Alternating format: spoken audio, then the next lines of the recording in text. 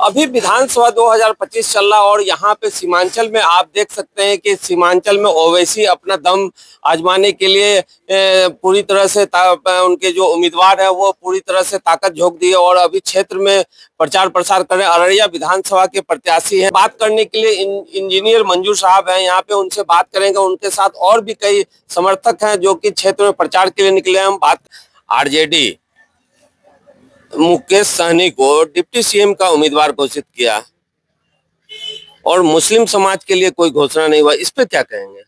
नहीं, देखिए, ये तो हमारे पार्टी का कोई मामला नहीं है। ये आपको आरजेडी वाले इसका जवाब, सही जवाब वो देंगे कि उन्होंने क्यों ऐसा फैसला लिया।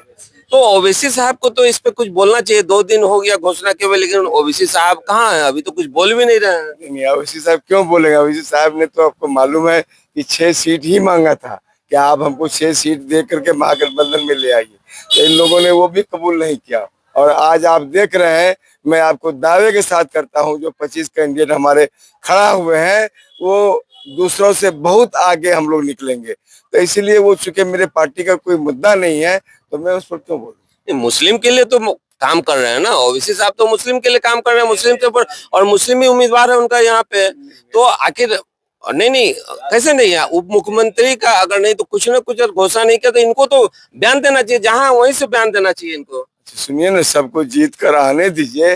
जब जब यहाँ पहुंचेंगे असेंबली में सारे लोग, उस दिन ना असल फैसला होगा कि पावर किसके हाथ में, चाबी किसके हाथ में। जैसे रामविलास जी एक जमाने में बोलते थे चाबी मेरे पास है, तो चाबी जब जनता हमको दे देगी ना, तब हम बोलेंगे कि हमारा क्या पोजीशन है, हमको क्या होना चाहिए। अभी वो हमारा कंसर्न नहीं है, इसीलिए मैं कोई इस पर टिकट साहब मंजूर आलम पूरे क्षेत्र का वाहिद नुमाइंदा है, ये एक ही आदमी है ये। और अभी जितनी बात इन्होंने आपको कही है वो बिल्कुल 100% सही है। और हम आपको जानकारी दे दें कि इतना मजबूत, इतना क्वालिफाइड कोई आदमी अभी इस इलाके में नहीं कैंडिडेट। दूसरी चीज ये है कि आप मीडिया वाले हमारी मदद कीजिए, सच्चाई की मदद कीजिए, और सच्चाई की लड़ाई हमारे मंजूर आलम लड़ रहे हैं और इंशाअल्लाह ताला उनको कामयाबी मिलेगी। क्या होगा? सहनी 2%, डिप्टी सीएम, और यहाँ तो कुछ नहीं, मुस्लिम के लिए कुछ नहीं, 18%, 20%। कोई बात नहीं है, मुस्लिम को गम कहाँ है? मुस्लिम तो मजबूत बहुत है, वो कोई गम नहीं है। क्या होगा? लोग देंगे, मतदान करेंगे इस बार। बिल्कुल करेंगे, ओवैसी के पक्ष में। ऐसे को मंजूर आलम और ओवैसी के पक्ष में करेंगे 100%।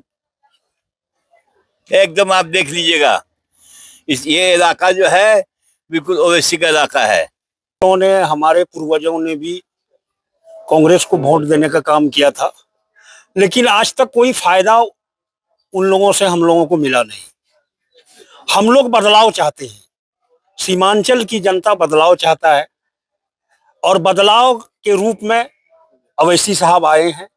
हम लोग उनका खैर मकदम करते हैं, उनका स्वागत करते हैं, और हम लोग तन मन धन सब लगा करके ओवैसी साहब जिस कैंडिडेट को भी भेजे हैं, हम लोगों के बीच में वो इंजीनियर मंजूर साहब को भेजे हैं।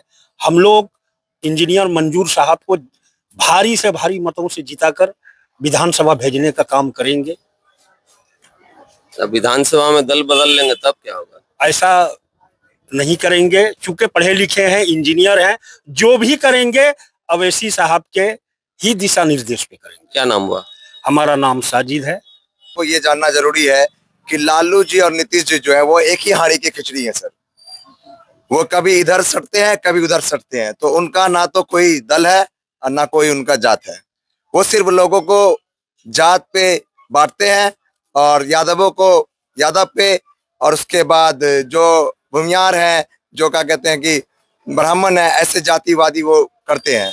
लेकिन आज तक उन्होंने ये नहीं कहा कि भाई जो प्रतिशत है, जिस तरह जैसे आपने कहा कि 2% आपको मल्ला है, जिसके कि मुकेश सहनी को उन्होंने कहा कि डिप्टी सीएम बनाने का काम करेंगे, लेकिन 18% मुसलमान है। मैं पूछना चाहता हूं कि 2005 में भी जब रामविलास पासवान जी ने कहा था कि एक मुख्यमंत्री मुसलमान होना चाहिए, 18% वो पुराना बात हो गया। अभी बताइए, अभी ओवैसी तब क्यों नहीं से बोल ही- रहा है? तब- अभी ओवैसी क्यों नहीं बोल रहा? अभी तो बोलना चाहिए ना, चुनाव लड़ रहा है। जी ओवैसी साहब इसी मुद्दे पे हैं, इसीलिए हम लोग 6 सीट के लिए हाँ, गए अभी थे। तक एक बयान नहीं आया उनका। ओवैसी पहले अभी हम लोगों को सिंबल मिलना था, वो सारी चीजें मिलने के बाद अब हमारा जो है कि काम आगे शुरू हो चुका है।